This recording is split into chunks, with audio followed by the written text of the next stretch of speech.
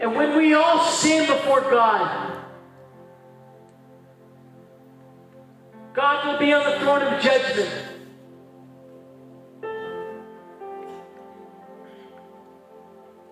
And we're going to have a very good memory on that day. Malachi, in the book of Malachi, it says that God, at the end of judgment, will lay out a book of remembrance. It also said in Revelation that when he saw God, when Jonathan saw God judging the whole world, one by one, in front of the hosts of heaven, he said that he saw God with books laid out in front of him. Many books. And in these books will be the fruit of our life, good and evil, righteous and sinful. Paul said that when we stand before God, every single thing you and I have ever done in the body will be judged by fire before God. It says that if the fruit is worthy of God, it will withstand. But if the fruit is not worthy of the righteousness of God, if it is an unholy fruit, it'll be burnt up. And it says you might enter into heaven, but you'll suffer loss. Entering into heaven with regret that you didn't give all to God. The love that we offer God should not be our songs, our Christian culture, but the love that we offer God, the most pure love that we offer God, and the love that we strive every day to give to God, should first be the obedience of our life, the actions of our hands and our feet. Jonathan, the man who was taken up into heaven, he was on the Isle of Patmos, according and on the account of the gospel, being persecuted for the faith. And he was on this island. And while he was on this island, God sustained him and took him into heaven and showed him everything that was going to happen so that we can know the times and the seasons and be aware and be able to interpret when all this stuff was going to happen. And Jonathan saw some crazy things, but the first thing that he saw is he said he heard a voice behind him that said, Jonathan, everything that you hear and see, write on a book. And he said the voice sounded like the voice of mighty rushing waters. And he turned around, and it was Jesus.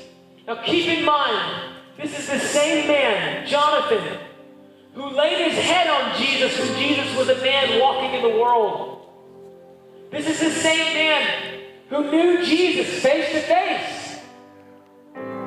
And yet this man, Jonathan, when he saw God in all of his glory, he said that he fell down as though dead.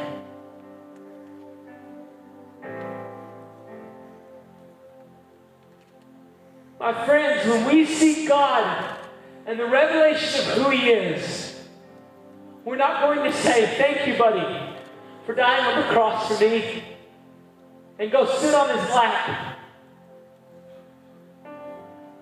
But we're going to fall down, paralyzed in the fear of God.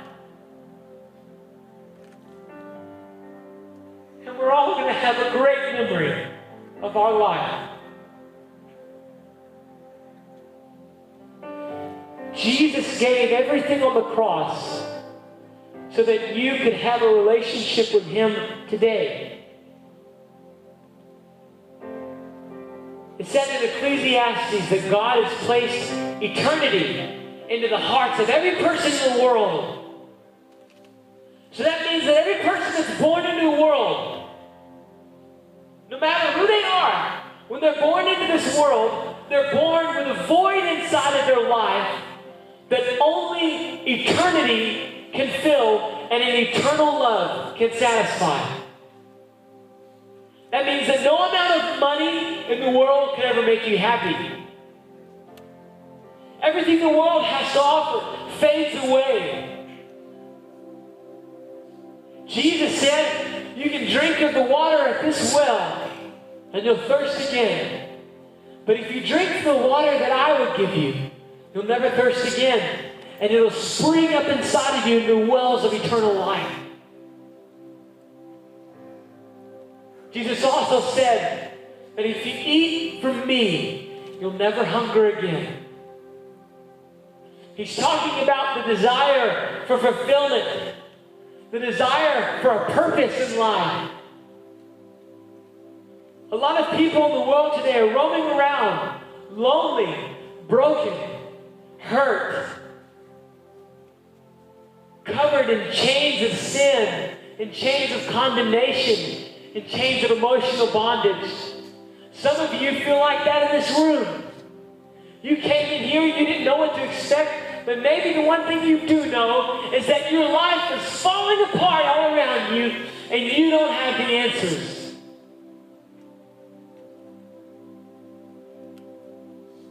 Jesus said, I came into the world not for the well, but I came in for the sick. He said, I'm a great physician. And a physician doesn't come to those who are healthy, but he comes and heals those who are hurting. Are you hurting tonight? Forget church. Forget Christian culture. Maybe you were hurt by church. And I'm sorry. Because that's not God. God is love. If you've been hurt by the church, then I apologize. Because those are people. But in Romans it says that all have fallen short of the glory of God. You and I can't live up to the righteousness and perfection of God on our own in our own ability. We fail time and time again. So Jesus, knowing this, came into the world. This is the Son of God. This is the same man that spoke the whole world into existence. It says that Jesus was the firstborn of all of God's creation. He was there before the foundations of the world were even made. He was there before the springs and the fountains of the water that sprang up to the ocean. He was there before all of that was made. That's why Jesus said in the garden, Father, restore me to my former glory with you.